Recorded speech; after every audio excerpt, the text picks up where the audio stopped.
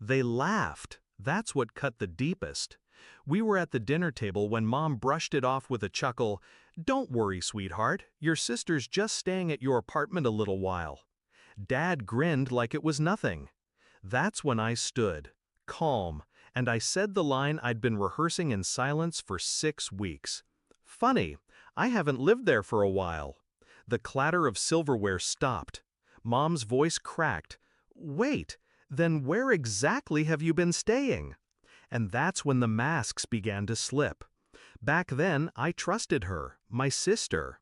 We weren't just siblings, we were each other's refuge. We grew up fighting the same battles under the same roof. When life broke me, she was my shelter. When I got my first apartment, I gave her a key. "Just in case," I said. And she used it. At first, for small things, dropping by, crashing on the couch after late nights. I didn't mind. That's what family does. But love makes you blind, and trust makes you vulnerable.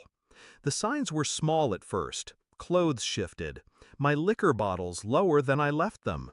Bills arriving late, though I'd set reminders. My landlord mentioning my girlfriend paying rent in cash. I didn't have a girlfriend. Then came the text meant for her boyfriend, accidentally sent to me. One line that changed everything. "He doesn't suspect a thing. I've been living here full time." Living in my place, while I was working double shifts and sleeping at a friend's spare room to save. She'd stolen my home, my safety, my trust. And my parents knew. I didn't explode. I didn't storm over and kick her out. That's what she expected. That's what they all expected. Instead, I planned. I quietly transferred the lease into my name only. No cosigner, no back door. Then I paid ahead, 3 months in full, proof of my stability. Meanwhile, I stopped visiting altogether. Let her believe she'd won. Let her brag to my parents that she was managing things for me. All while I was documenting. Every lie, every late bill, every landlord message. I wasn't losing a home. I was building a case. And tonight, around that dinner table, I laid the trap. Mom laughed, covering her nerves with forced lightness. Dad cleared his throat, stalling. My sister froze, eyes darting. She knew what was coming. "I've been staying elsewhere," I said, calm as a surgeon. Dad leaned forward. "Where?" "In a place that's mine, fully mine." I let the words hang. "Because the apartment you've been playing house in, the lease isn't yours. The bills aren't yours. The key isn't yours." My sister's face drained. Her fork slipped. I slid a folder across the table, just like a lawyer in court. Inside, the signed lease, the proof of payment, the landlord's written statement that I was the only tenant of record. "Wait," Mom whispered, "you mean all this time?" "Yes," I cut in, "all this time she's been squatting in my life, and you've been helping her." My sister tried to speak, something about how family shares and I thought you wouldn't mind, but her voice shook. She knew the walls were closing in. I leaned in, eyes locked on hers.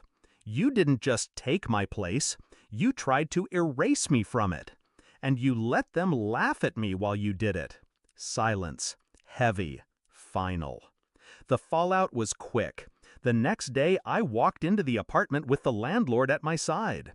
My sister's things were boxed, stacked at the curb. Locks changed before dusk. Her tears, her begging, it all fell flat against the sound of the key turning in my door, my lock, my life returned. My parents called, angry at first, accusing me of cruelty. But I didn't flinch.